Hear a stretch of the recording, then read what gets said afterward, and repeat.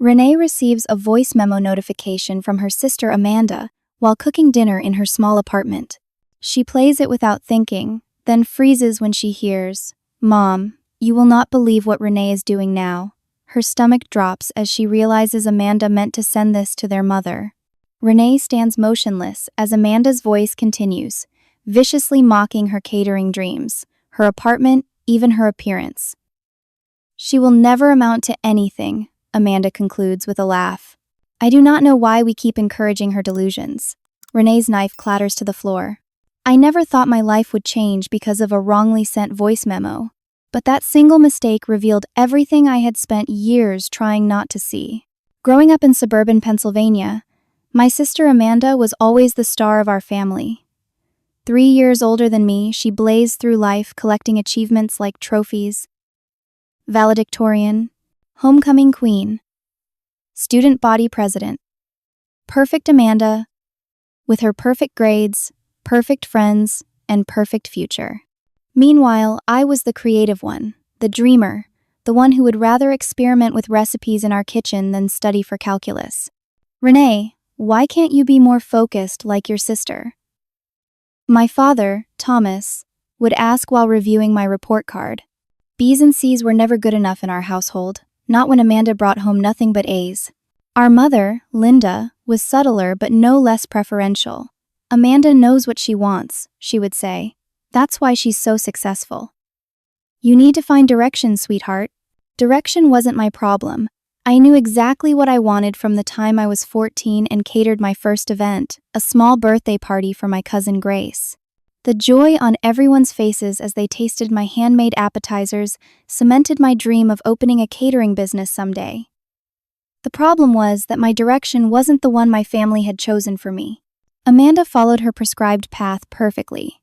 Prestigious college on scholarship, corporate job at a marketing firm, marriage at 28 to Scott, a handsome investment banker with family connections and a house in the right neighborhood. By 35, she had the perfect career, the perfect husband, and the perfect life that our parents had always envisioned for both their daughters. My path was rockier.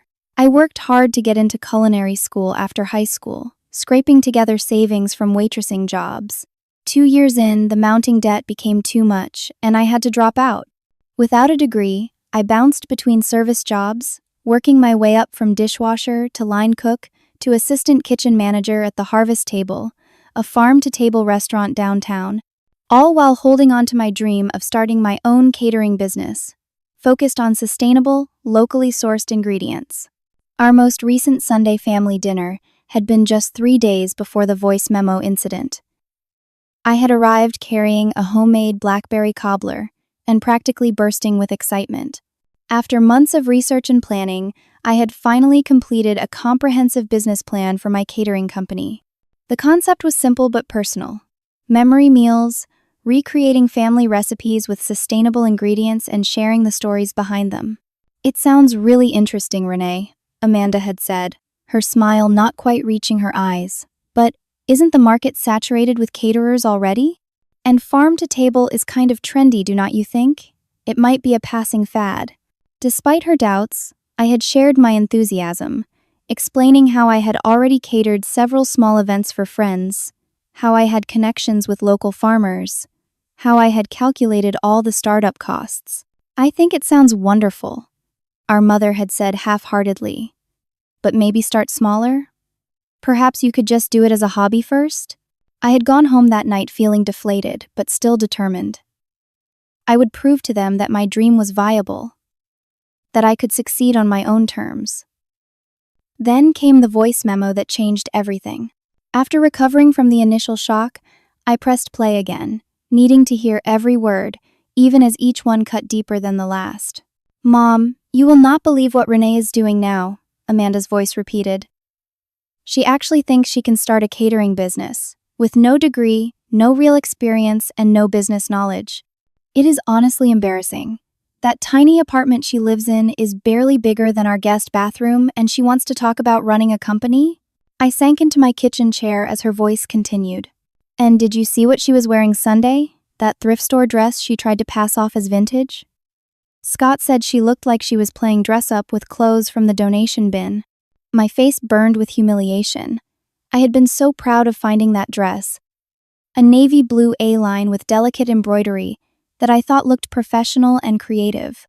The worst part is, she wants you and Dad to help finance this disaster waiting to happen. I told Scott, there is no way you would waste money on another one of her hopeless dreams, right? I mean, remember that cake decorating phase? And the food blog that got exactly 7 followers? She will never amount to anything if we keep encouraging these delusions. I heard our mother murmur something unintelligible in the background. Anyway, Amanda continued, I think you should firmly shut this down before she wastes more time. Maybe suggest she apply for that administrative position at Scott's office. At least then she could have health insurance and a retirement plan. God knows she needs to start thinking about her future realistically. The memo ended, and I sat in shocked silence, tears streaming down my face. But what broke me completely was discovering what else Amanda had been doing behind my back. After listening to the memo, I spent hours combing through old emails, searching for proof that I had not imagined her supportiveness in the past. Instead, I found something that made my blood run cold. 3 separate potential clients had mysteriously canceled on me in the past 6 months. All had initially been enthusiastic about hiring me based on tastings or recommendations. All had backed out with vague excuses about going in a different direction. Now I knew why. In my search, I found an email Amanda had accidentally sent to my personal account rather than my business one. It was clearly intended to be forwarded to someone else, with a previous message from a client named Elaine Turner attached. Amanda, thank you for the information about your sister's catering. I was considering hiring her for my daughter's graduation party, but after hearing about the food safety concerns you mentioned, I think we'll look elsewhere. I appreciate you looking out for us. Below that was Amanda's original message to this woman, whom I realized was the mother of one of her college sorority sisters. Elaine, just a friendly heads up since I know you're planning Madison's graduation party. My sister Renee has been trying to start a catering business, and while I hate to say this about family, I've seen her kitchen and her practices are concerning. She's had no formal food safety training since dropping out of culinary school, and I would hate for your special day to be ruined. I can recommend several professional caterers if you'd like. I stared at the email until the words blurred through my tears. This wasn't just casual dismissal of my dreams. This was active sabotage. My own sister had been deliberately undermining my business before it could even get started. I closed my laptop and curled up on my sofa, feeling more alone than I ever had in my life. Everything I thought I knew about my family, about my place in it, had just shattered, and I had no idea how to pick up the pieces. The morning after discovering the voice memo, I called in sick to the harvest table. My manager, Diane, was concerned. In 3 years, I had never missed a shift. Are you okay, Renee? You sound terrible. Just a stomach bug, I lied, my voice raw from crying all night. I should be fine in a day or 2. But I wasn't fine. I spent the next 3 days in a fog of betrayal and heartbreak, replaying Amanda's words and the email to Elaine Turner over and over. I barely ate, barely slept. When I did sleep, I would jolt awake with fragments of Amanda's voice echoing in my head. She will never amount to anything. Hopeless dreams. Playing dress-up. As the initial shock faded, other memories surfaced, countless subtle put-downs and undermining comments I had dismissed over the years. The time Amanda brought one of my special apple tarts to a work potluck, accepting compliments without mentioning I had made it. The time she accidentally spilled wine on my portfolio right before I was scheduled to meet with a potential client.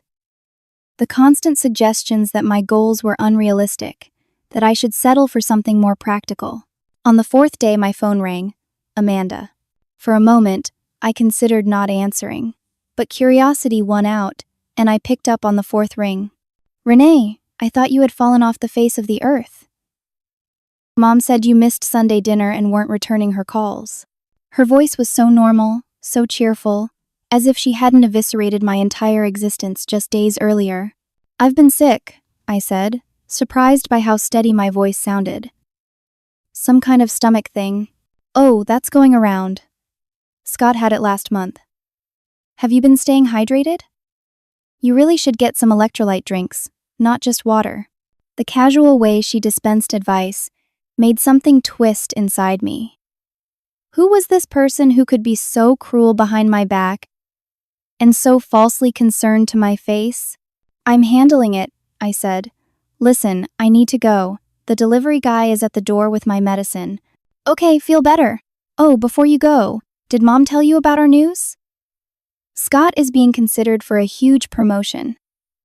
We might be looking at houses in Brentwood Hills if it comes through. Can you imagine?" "That's great," I managed. "Congratulations. I really have to go now." I ended the call and threw my phone onto the couch as if it had burned me. The contrast between her behavior in the voice memo and her friendly demeanor on the phone made me feel physically ill.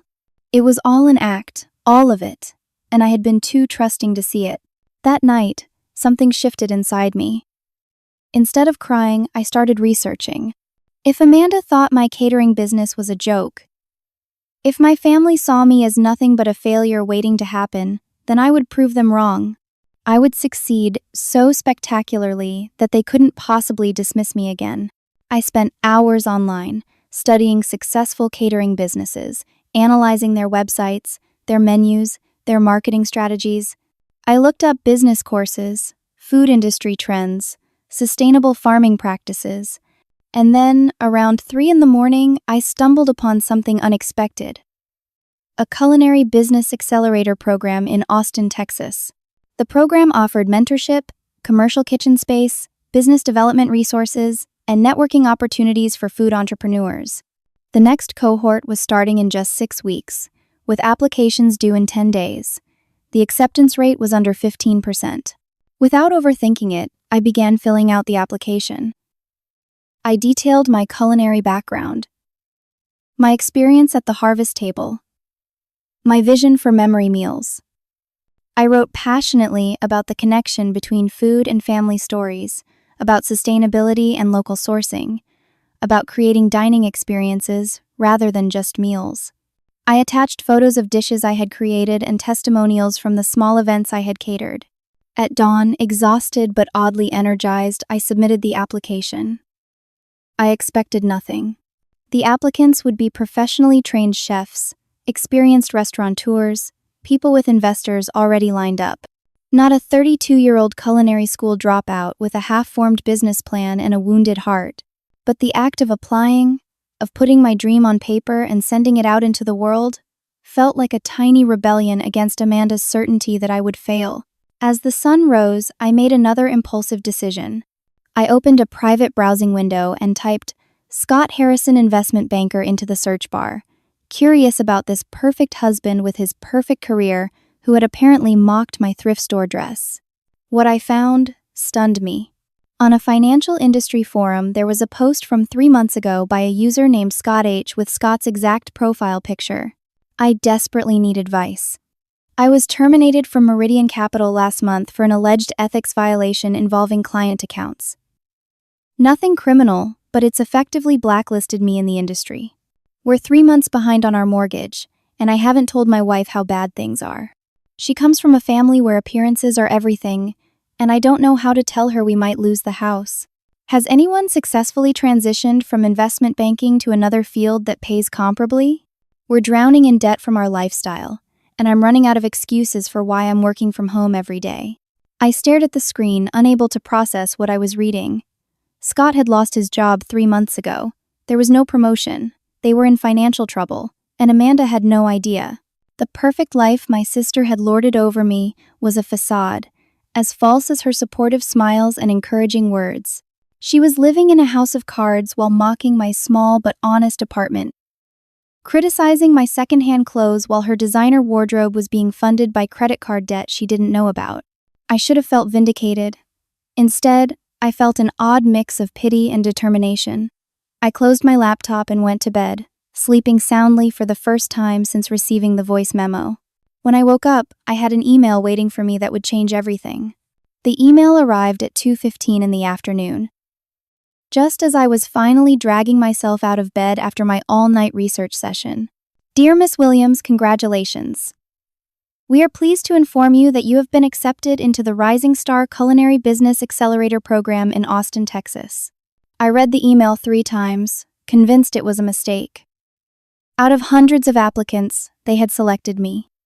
Me, Renee Williams, the perpetual disappointment, the dreamer with hopeless delusions.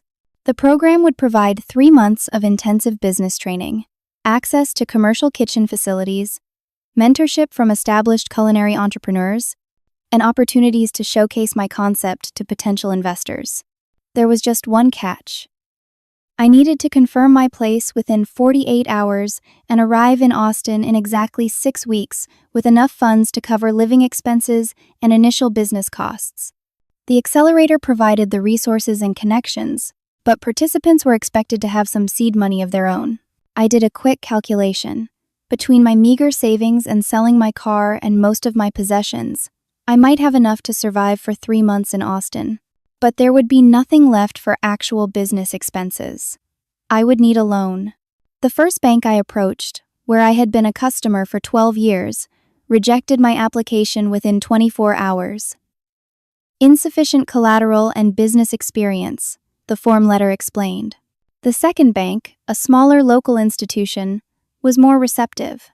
After reviewing my acceptance to the accelerator program and my detailed business plan, they approved a small business loan using my car and savings as collateral.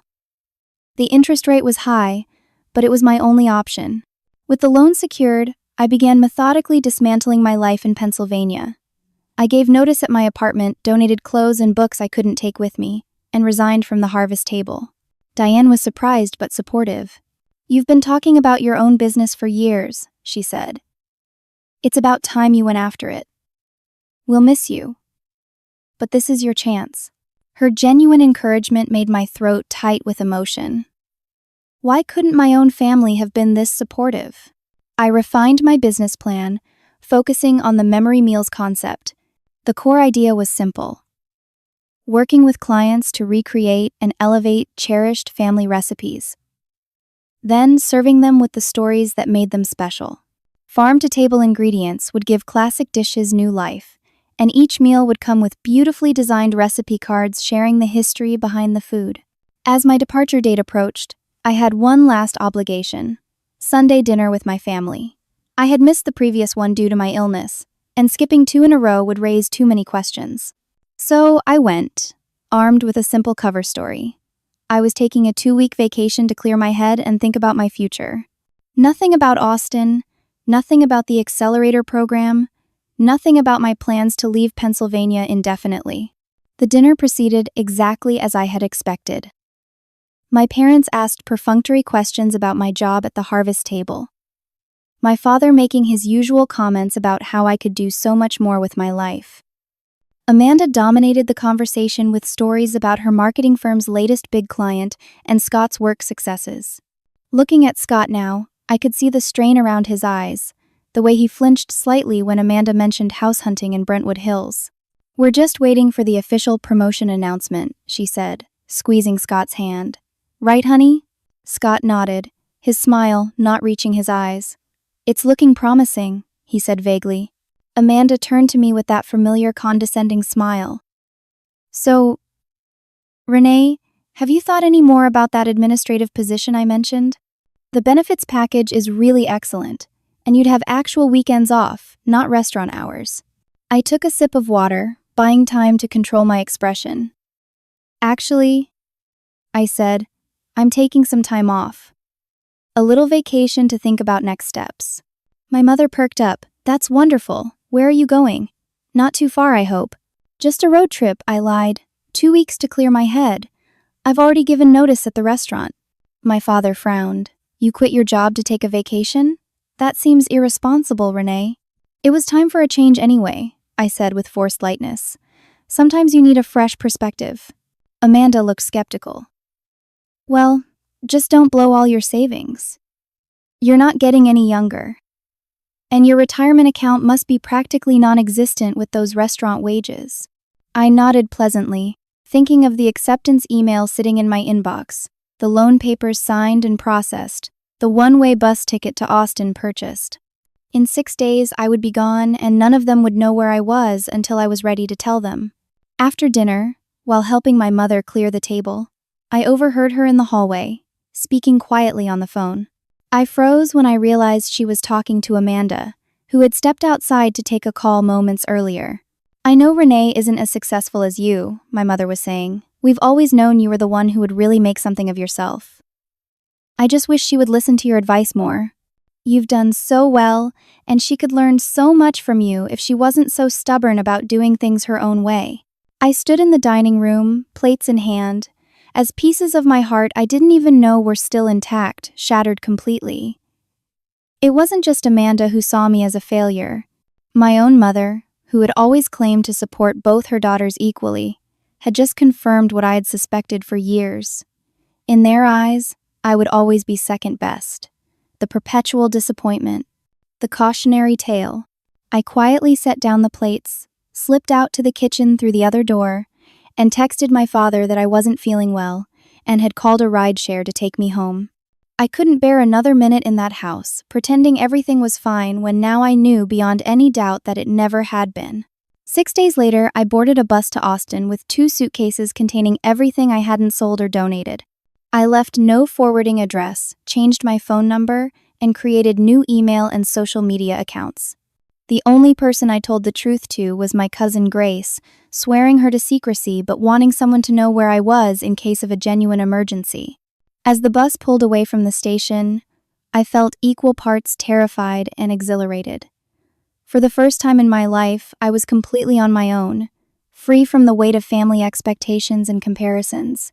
I had no idea if I would succeed or fail spectacularly, but whatever happened next would be entirely my own creation.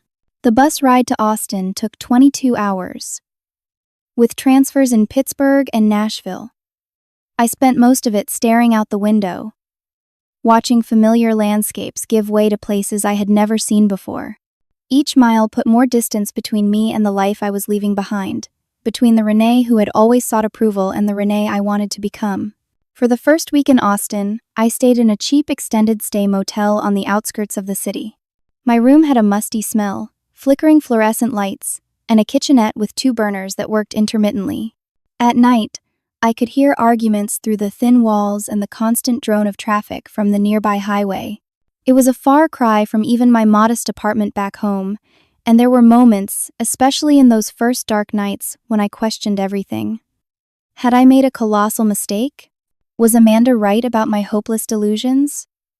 Would I crawl back to Pennsylvania in 3 months, broke and humiliated, proving every doubt my family had about me correct? The morning of my first accelerator meeting, I stood in front of the streaked bathroom mirror, hardly recognizing myself. I had lost weight from stress, and dark circles shadowed my eyes. "You can do this," I whispered to my reflection. "You have to."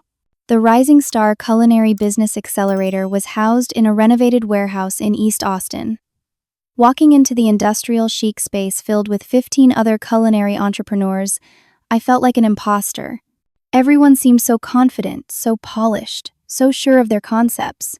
There was a former restaurant executive launching an artisanal ice cream brand, a pair of brothers with a food truck concept featuring their grandmother's Filipino recipes, a woman developing a line of gourmet vegan cheese alternatives.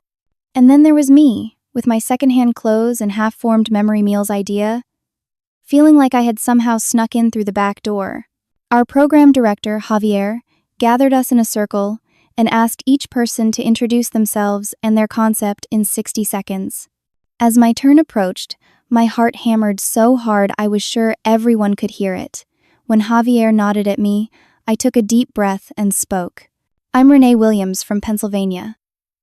My concept is Memory Meals, a catering service that recreates and elevates family recipes using sustainable ingredients. Each meal comes with the story behind the recipes, connecting people to their food, heritage, and each other." I expected blank stares or polite nods. Instead, a striking woman in her 40s with silver-streaked dark hair leaned forward. "That's a beautiful concept," she said. "Food is memory and story as much as sustenance. I'd love to hear more about how you're structuring the business model." That woman was Taylor Chen, owner of 3 successful farm-to-table restaurants in Austin, and one of the program mentors. By the end of that first day, she had taken a special interest in my concept, offering to meet one-on-one to help me refine my business plan. "You have something unique here," she told me over coffee the following week. "Many people can cook well, but connecting food to personal narrative creates an experience that customers will remember and talk about. The question is how to scale it beyond individual events." Under Taylor's guidance, I began to transform my vague ideas into concrete plans. She introduced me to Jordan Alvarez, an urban farming specialist who helped me build relationships with local food producers. Jordan's enthusiasm for sustainable agriculture matched my own passion for food heritage, and soon we were spending weekends visiting farms and producers together, sourcing ingredients for test recipes, and building my supplier network. But for every step forward, there were 2 steps back. My first paid catering job through the accelerator, a small dinner party for 8 people, was nearly a disaster. The vintage stove in the communal kitchen failed halfway through cooking, leaving me scrambling to finish dishes using portable induction burners. 2 sauces broke, the timing was off, and though the clients were gracious, I overheard one guest whispering that the food was ambitious but uneven. I returned to my motel room that night and cried for hours, Amanda's voice echoing in my head. "She will never amount to anything." The next morning, Taylor called. "I heard about last night," she said without preamble. "Get dressed. I'm picking you up in 20 minutes.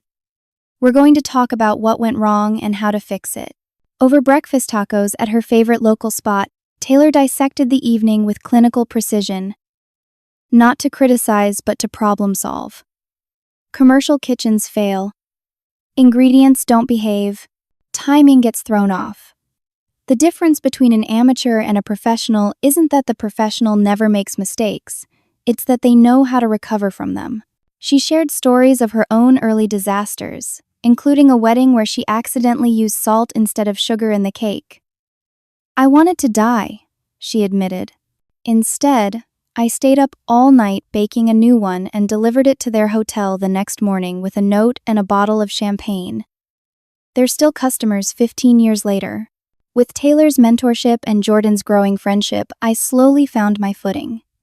The Memory Meals concept evolved from simple catering to curated dining experiences. I worked with clients to uncover their food memories, researched the cultural and historical context of family recipes, and created menus that honored tradition while incorporating modern techniques and local ingredients.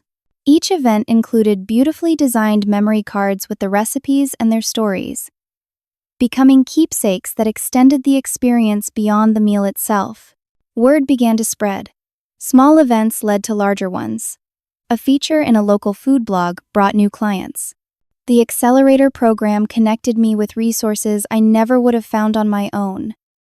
From affordable commercial kitchen space in a struggling community center to graphic designers who helped create my brand identity. Through it all, I maintained minimal contact with my family back in Pennsylvania. Weekly calls with my cousin Grace kept me updated on the essentials. My parents were worried by my extended vacation and growing silence. Amanda was spreading her own narrative, telling family friends that I couldn't handle real life and had run away from responsibility. 6 months into my new life in Austin, Grace sent me a scan of a local business magazine from back home. The headline made my blood freeze. Family Heritage Foods, Local Marketing Executive Launches Innovative Catering Concept. There was Amanda, smiling from the glossy page, standing in a professional kitchen wearing a crisp white apron. The article described her new venture, a catering company focused on traditional recipes with a modern twist, offering clients the opportunity to rediscover their culinary heritage through reimagined family classics. She had stolen my concept. The very idea she had mocked as a hopeless delusion, she was now presenting as her own innovative business. What hurt most wasn't the theft of my concept, but the quotes from my parents in the article. "We've always known Amanda had extraordinary culinary talent," my mother said. "From the time she was little, she was creating the most wonderful dishes. It was as if my entire childhood, My culinary school experience, my years working in restaurants had been erased and gifted to Amanda instead. She had not only taken my business concept but was rewriting our family history to make herself the creative, culinary child all along. I showed the article to Taylor, expecting her to be as outraged as I was. Instead, she was thoughtful.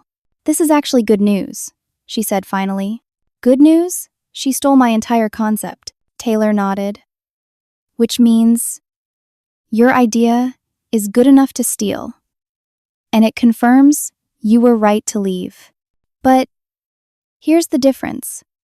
You're actually doing the work, building the skills, creating the network. She's playing entrepreneur with a concept she doesn't understand at its core. This is a sprint for her, but you're running a marathon." Taylor was right. While Amanda was launching with splashy marketing and family connections, I was building a sustainable foundation. By the 8-month mark, I had moved from the motel to a small apartment above the community center kitchen where I worked, reducing my costs and giving me round-the-clock access to professional equipment. I had 5 regular corporate clients and a growing reputation for creating meaningful food experiences. Most importantly, I was finding my voice, both literally and figuratively. The shy, approval-seeking Renee who had left Pennsylvania was evolving into a confident business owner who could talk about her passion and her vision without apologizing or diminishing herself.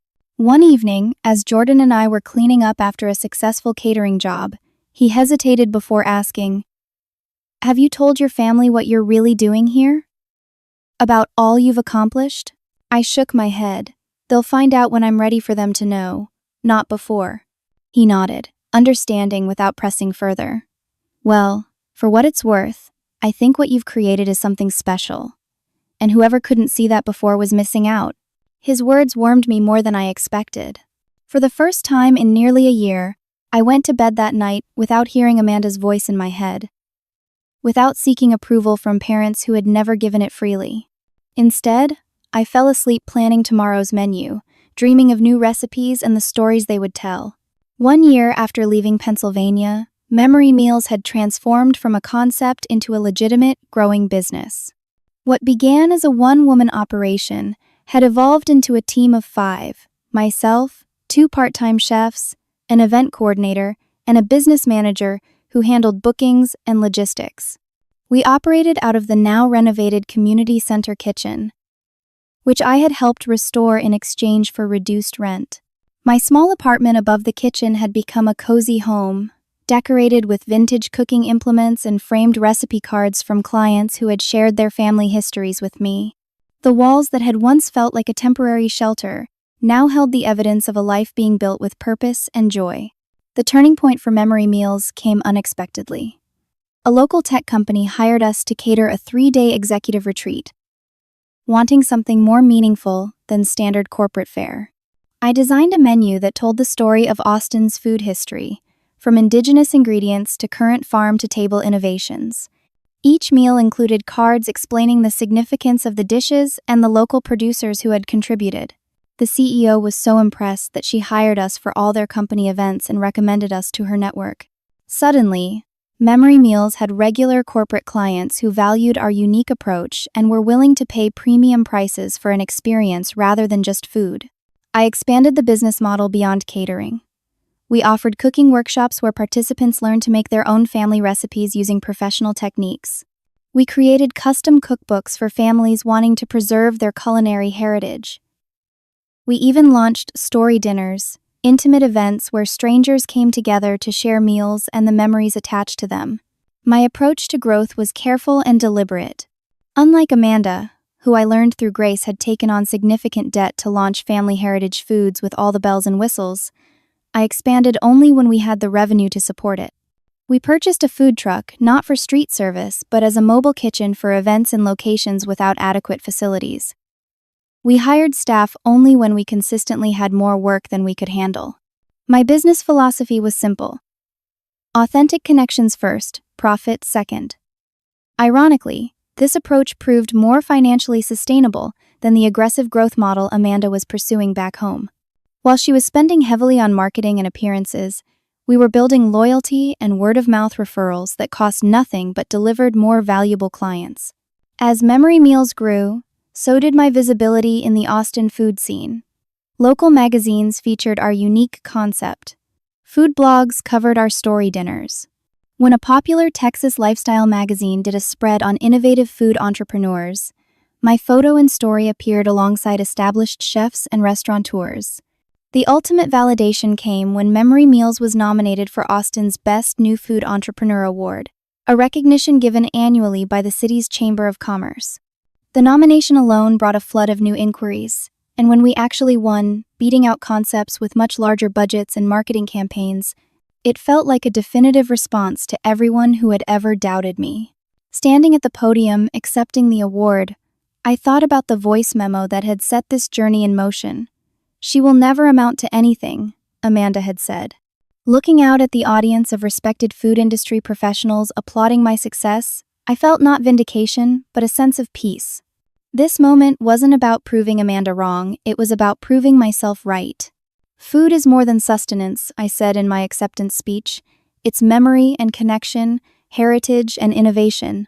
At Memory Meals, we believe every dish tells a story, and every story deserves to be shared. Thank you for allowing me to share mine with you. The publicity from the award brought us to the attention of Marcus Reynolds, an angel investor known for supporting culinary ventures. He requested a meeting, and I prepared a comprehensive presentation of our business model, growth trajectory, and financial projections. The meeting took place at our community center kitchen rather than his office, at my suggestion. I wanted him to experience Memory Meals in its natural environment, to see how we operated, and what made us different. I was nervous but not desperate. Unlike 18 months earlier, when I had needed a bank loan simply to survive, Memory Meals was now profitable enough to fund modest growth on its own. Marcus's investment would accelerate our expansion, but we weren't dependent on it. "I've been in the food investment space for 15 years, Marcus said after touring our operation and sampling dishes from our most popular menus. "What sets successful ventures apart isn't just culinary skill or business acumen, though both are essential. It's having a unique point of view, a story only you can tell through food. You have that." Over the following weeks, Marcus and I developed a professional relationship that evolved into mentorship. He had backed dozens of food businesses and seen both spectacular failures and remarkable successes. His guidance on scaling while maintaining quality and authenticity was invaluable. During one of our strategy meetings, as we discussed potential expansion to a second city, Marcus mentioned something that caught me off guard. "You know, your concept isn't entirely unique. I was pitched something similar about 6 months ago by someone in Pennsylvania. Family recipes, storytelling through food, that kind of thing." My heart stuttered. "Did you invest?" I asked, trying to keep my voice neutral. Marcus shook his head. "No. The concept was solid on paper, but the founder lacked authenticity." When I asked about her culinary background and emotional connection to food heritage, it became clear she was approaching it as a marketing exercise, rather than a genuine passion. He pulled out his tablet and scrolled through some files. Here, this was the pitch deck. Slick production values, but no soul. He turned the screen toward me, and there it was. Family Heritage Foods, complete with professionally shot photos of dishes I recognized from my own childhood. My grandmother's pierogi recipe. My great-aunt's strawberry preserves. My own creations that Amanda had photographed during family gatherings, now presented as her culinary innovations. "Are you okay?" Marcus asked, noticing my expression. "You look like you've seen a ghost." I took a deep breath. "That's my sister's company." Marcus's eyebrows shot up. "Your sister? The one in the voice memo you told me about? The one who said you'd never amount to anything?" I nodded, unable to speak for a moment. During one of our mentor sessions, I had shared the story of what prompted my move to Austin. Not for sympathy, but to explain the fire that drove me to succeed despite limited resources and support. "Well," Marcus said, closing the tablet cover, "that explains a lot." The concept felt derivative because it was. She was trying to recreate something she'd seen, but didn't fully understand. I spent that evening alone in my apartment, looking at the Family Heritage Foods website and social media pages. The business appeared successful on the surface, with professional branding and glowing testimonials. But looking closer, I noticed telltale signs of struggle: repeated discounts and promotions, constant appeals for new clients, event photos showing the same few people over and over. Amanda was maintaining appearances, just as Scott had been doing with their financial troubles. The perfect life she projected was as carefully curated as her Instagram feed, showing only what supported the narrative of success she was desperate to maintain. The next day, I called Marcus and accepted his investment offer, $250,000 for expansion to a second city, with the option for additional funding as we grew. The paperwork was signed a week later, and Memory Meals officially entered a new phase. As we prepared for expansion, I realized that I couldn't move forward completely until I had confronted my past. After 18 months of minimal contact, maintained through brief text messages to my parents assuring them I was alive and well, it was time to return to Pennsylvania. Not as the Renee who had left wounded and uncertain, but as the business owner and award-winning entrepreneur I had become.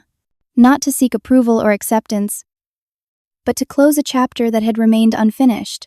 I booked a flight for the following month, timing my visit to coincide with my parents' anniversary.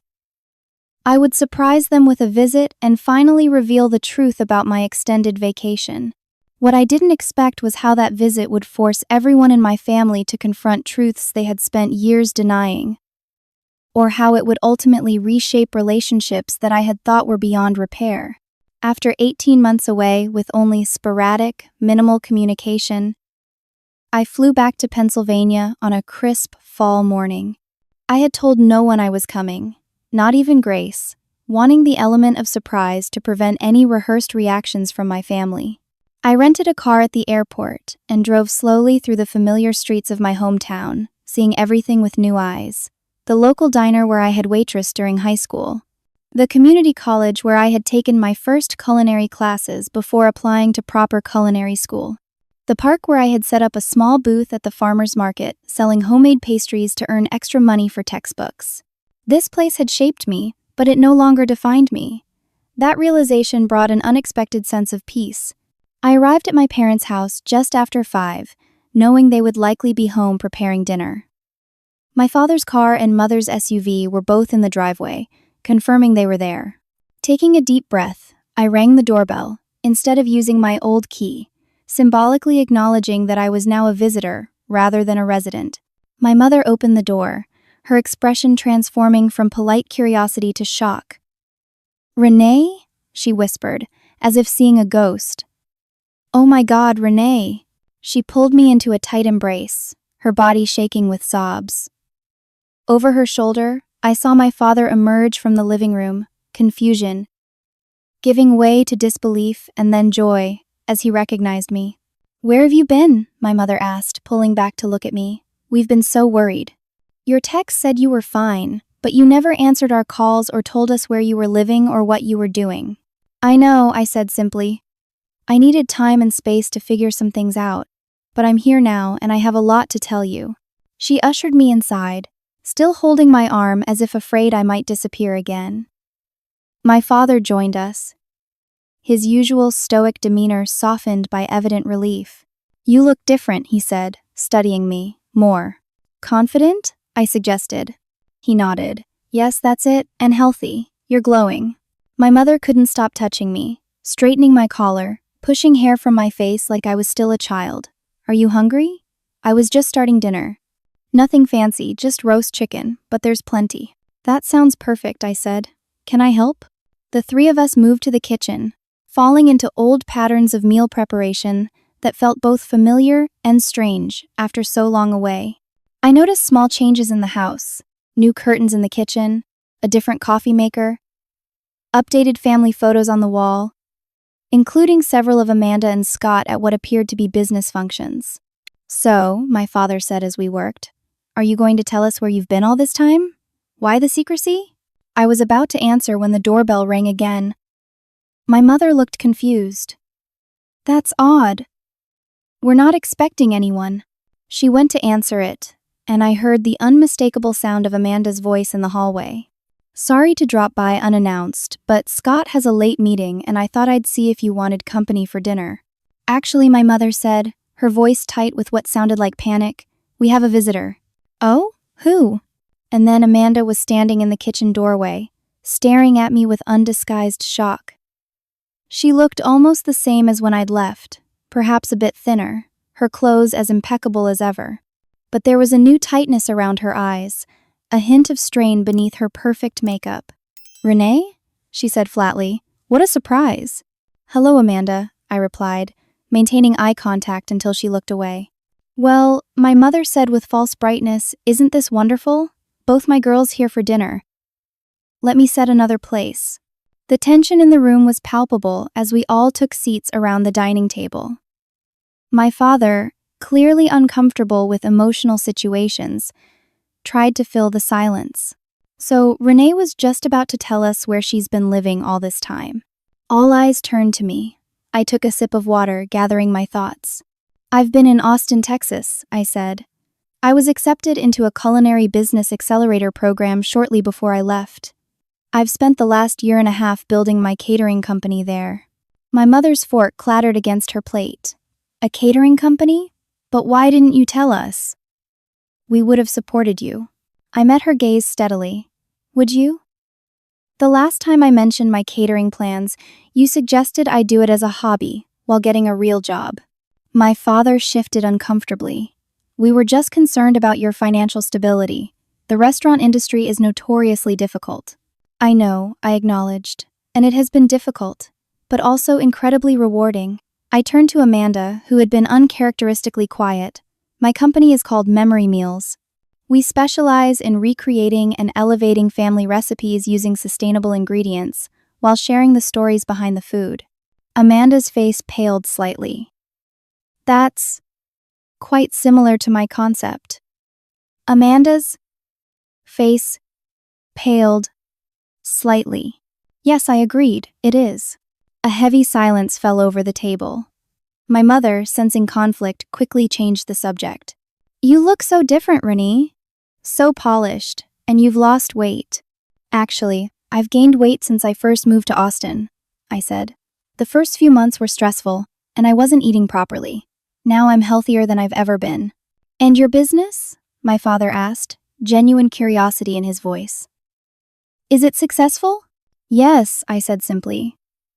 We have 5 employees, regular corporate clients, and recently secured investor funding for expansion to a second city. Last month, we won Austin's Best New Food Entrepreneur Award. My parents' expressions shifted from polite interest to genuine astonishment. Amanda's knuckles whitened around her water glass. But how? My mother asked. You didn't have any startup capital or business experience? I had 18 years of cooking experience, I corrected gently. And I built everything from the ground up, starting with small events and reinvesting every dollar of profit. No shortcuts, no safety nets. Just hard work and a genuine connection to what I was creating. My father was looking at me with something I had rarely seen directed my way. Respect, that's impressive, Renee, truly. Thank you, I said, the simple acknowledgement more satisfying than I had expected. Amanda, who had been uncharacteristically quiet, suddenly spoke up. Well, Family Heritage Foods is also doing very well. We just catered the mayor's fundraising dinner last month. That's wonderful, I said sincerely. I'm glad you found success with the concept. She bristled at my phrasing. My concept has always been about honoring family traditions through food. The fact that you're doing something similar is coincidental. I was about to respond when the doorbell rang again. My mother frowned. Now who could that be? She returned a moment later with Scott, who looked exhausted and harried. Sorry to interrupt, he said. Meeting ended early, and I thought I'd join you if that's okay. He stopped short when he saw me. Renee, is that really you? In the flesh, I confirmed. It's good to see you, Scott. Unlike Amanda, Scott seemed genuinely pleased to see me, giving me a warm hug before taking the seat my mother hastily prepared for him. The strain I had noticed in his online photo was even more evident in person. He had aged years in the 18 months since I'd last seen him. So, what brings you back to town? He asked. Last we heard, you were off finding yourself somewhere. I was finding myself in Austin, I explained, repeating the brief overview of memory meals for his benefit. Texas? Wow, he said. That explains the accent you're developing. I do not have an accent, I protested, then laughed as I heard the slight Texan drawl in my own denial. Renee was just telling us about her award-winning catering business, my mother said, a new note of pride in her voice that I had rarely heard directed at me. It sounds like she's doing very well. That's fantastic, Scott said enthusiastically. You always were an amazing cook. Amanda shot him a look. I thought we agreed my heirloom tomato tart was the best you'd ever tasted. An awkward silence fell. Scott looked confused. Well, yes, that was delicious too. Amanda turned to me with a brittle smile. So, now that you've come back to show off your success, how long are you staying? Just a quick visit to remind us all you exist? Amanda, my mother admonished. No, it's a fair question, I said calmly. I'm here for a week to visit and reconnect. After that, I'll be returning to Austin. That's my home now. Must be nice, Amanda said with an edge to her voice. To just run away and start over somewhere new. Some of us have responsibilities and commitments. The old Renee would have apologized, would have tried to smooth things over, but I was no longer that person. It wasn't running away, I said. It was running toward something better. Something that was mine alone, not defined by family expectations or comparisons. What's that supposed to mean? Amanda demanded. I took a deep breath. This was the moment I had been both dreading and anticipating since booking my flight. It means I heard the voice memo, Amanda. The color drained from her face. What voice memo? The one you meant to send to Mom, 18 months ago. The one where you mocked my catering dreams, my apartment, even my clothes. Where you said I would never amount to anything and called my aspirations hopeless delusions. Dead silence fell over the table. My parents looked between us, confused. Scott looked down at his plate. I don't know what you're talking about, Amanda said, but her voice shook slightly. I think you do, I said quietly. And I think it's time everyone heard exactly what you really think of me. I reached for my phone, which I had placed on the table beside my plate. I had debated whether to save the voice memo all these months, whether to ever use it. But in the end, I had kept it. Not out of vindictiveness, but as a reminder of where I had started and how far I had come. I connected my phone to the Bluetooth speaker on the kitchen counter, something new since I had left. And then I pressed play. Mom, you will not believe what Renee is doing now. She actually thinks she can start a catering business, with no degree, no real experience, and no business knowledge. It is honestly embarrassing. Amanda's recorded voice filled the room, every cruel word, every mocking laugh playing out for all to hear. My mother's hand flew to her mouth. My father's expression darkened. Scott closed his eyes, looking pained but not surprised. And Amanda? Amanda sat frozen, her perfect facade crumbling as her own words condemned her. When the recording finished, no one spoke for several long moments. Finally, my father broke the silence. Is this why you left? Because of this? This meanness? I nodded. It was the catalyst. But the truth is, I needed to leave anyway. I needed to find out who I could be without the weight of being the disappointing daughter. We never thought you were disappointing, my mother protested weakly. Didn't you? I asked gently. I overheard you on the phone with Amanda the night before I left. You said you always knew she was the one who would make something of herself, not me. My mother's eyes filled with tears. I'm so sorry, she whispered. I had no idea how much we hurt you. Amanda stood abruptly. I need some air, she said, voice tight, and walked quickly out of the room. Scott hesitated, then followed her. Left with my parents, I finally had the conversation I had been rehearsing for 18 months, explaining how years of subtle and overt comparisons had shaped my self-perception, how I had needed to break away completely to discover my own worth. I didn't come back for an apology, I told them. I came back because I'm proud of what I've built, and I wanted you to know that I'm okay. More than okay, I'm thriving. My father reached across the table and took my hand, something he had rarely done when I was growing up. We are so proud of you, Renee. Not because you won awards or got an investor, but because you had the courage to follow your own path, even when we didn't understand it. From outside came the sound of a car engine starting and tires on gravel. Amanda and Scott had left without saying goodbye. That night, lying in my childhood bedroom surrounded by relics of a life that no longer fit me, I felt an unexpected sense of closure. I had confronted the past not out of vengeance, but from a place of strength and self-knowledge. The wounds were still there, but they no longer defined me. Whatever happened next with my family, I knew who I was and what I was capable of. That knowledge, hard-won through months of struggle and growth, was something no one could ever take from me again.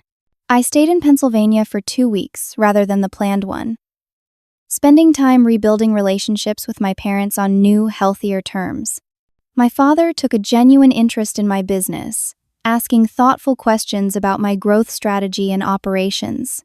My mother, after several tearful conversations about our past dynamic, made a sincere effort to see me as I was now, not as the perpetual younger sister who needed guidance and correction. Amanda avoided me entirely for the first week of my visit, not returning to our parents' house while I was there. Scott came once, alone, to apologize. "I should have said something when she sent that voice memo," he admitted, looking genuinely remorseful. "I knew she was threatened by your creativity and passion, but I never thought she'd actively try to hurt you." "Threatened?" I repeated, surprised. "Amanda has everything. Why would she be threatened by me?" Scott sighed heavily. "Because you've always had the one thing she lacks: authenticity. You genuinely love food and the stories it tells. For Amanda, the catering company was just another achievement to add to her collection, another way to impress people." He also confirmed what I had suspected. Their financial situation was precarious. The investment banking job was indeed gone, and Scott was now working in commercial real estate, making a fraction of his previous salary. They had downsized from their dream house to a modest townhouse, though Amanda maintained the fiction of a temporary move while their new custom home was being built. "Family Heritage Foods is struggling," he admitted. "Amanda doesn't have the practical experience or industry connections.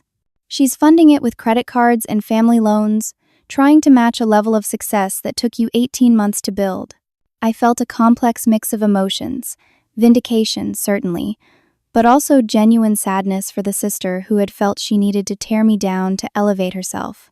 Near the end of my second week home, I received a text from Amanda asking to meet at a neutral location, a coffee shop downtown that hadn't existed when I left. I arrived early and chose a table in the corner, ordering a latte and steeling myself for another confrontation. Amanda arrived precisely on time, immaculately dressed as always, but with subtle signs of strain: chipped nail polish, dark circles under her eyes barely concealed by makeup. She ordered a black coffee and sat across from me, her posture rigid. "I appreciate you meeting me," she began formally, as if this were a business negotiation rather than a conversation between sisters. "Of course," I replied, waiting for her to continue. She stared into her coffee cup for a long moment before speaking again. "I want to say that I'm sorry for the things I said in that voice memo. It was cruel and untrue." The apology sounded rehearsed but not entirely insincere. I nodded my acknowledgement but remained silent, sensing she had more to say. "But," she continued, her voice hardening, "I also think it was incredibly vindictive of you to play that recording in front of everyone. You could have confronted me privately." "Like you privately sabotaged my business opportunities?" I asked calmly. "Like you privately stole my concept after mocking it?" Amanda's eyes flashed with anger. "I didn't steal anything. The idea of family recipes and food heritage isn't exactly revolutionary." "No," I agreed, "but the timing is interesting, don't you think? You launch Family Heritage Foods mere months after mocking my nearly identical concept? After I disappear and can't defend my idea?" She looked away, unable to maintain eye contact. "I saw the potential in the concept. I just executed it differently." "Amanda," I said gently, "I didn't come back to expose you or ruin your life. I came back because I'm not hiding anymore. I'm proud of what I've built, and I wanted my family to know the truth, all of it." "Well, congratulations," she said bitterly. "Mission accomplished. Mom and Dad think I'm a monster, Scott is threatening divorce if I don't get therapy, and my business is failing while yours is thriving. You've won. I shook my head. This was never a competition for me. That's the fundamental difference between us. You saw my success as your failure, but I never viewed it that way. There's room for both of us to succeed, just differently. Easy for you to say from the winner's circle, she muttered. Do you even enjoy food? I asked abruptly. Do you love creating menus, sourcing ingredients, seeing people's faces when they taste something that brings back memories? She seemed startled by the question. It's a viable business model with good profit potential. That's not what I asked. Amanda sighed, deflating slightly. No, not the way you do. I like the idea of running a successful business. The food part is secondary. Then why choose this particular business? There are countless other ventures that could showcase your organizational and marketing skills. She was quiet for a long time before answering. Because you were so passionate about it. Because it was the one thing you seemed to love that I could never touch. Because for once, I wanted to be the creative one, not just the practical achiever. Her honesty surprised me. You were always the star, Amanda, the golden child. I spent my entire life in your shadow.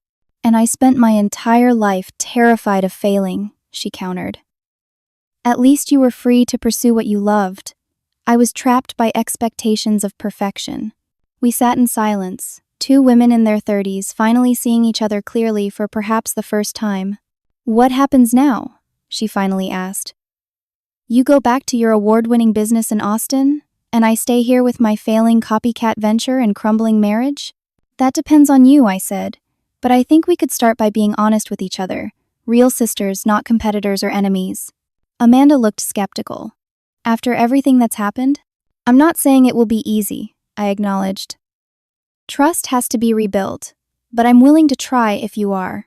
She considered this, turning her coffee cup slowly between her hands. I don't know if I can face Mom and Dad again after that voice memo. They love you, I said simply. They're hurt and disappointed, but they love you. The question is whether you can be honest with them about what's really going on in your life. About your financial situation, about family heritage foods, about your marriage. Amanda winced. The truth isn't very pretty. It rarely is, I agreed, but it's a starting point.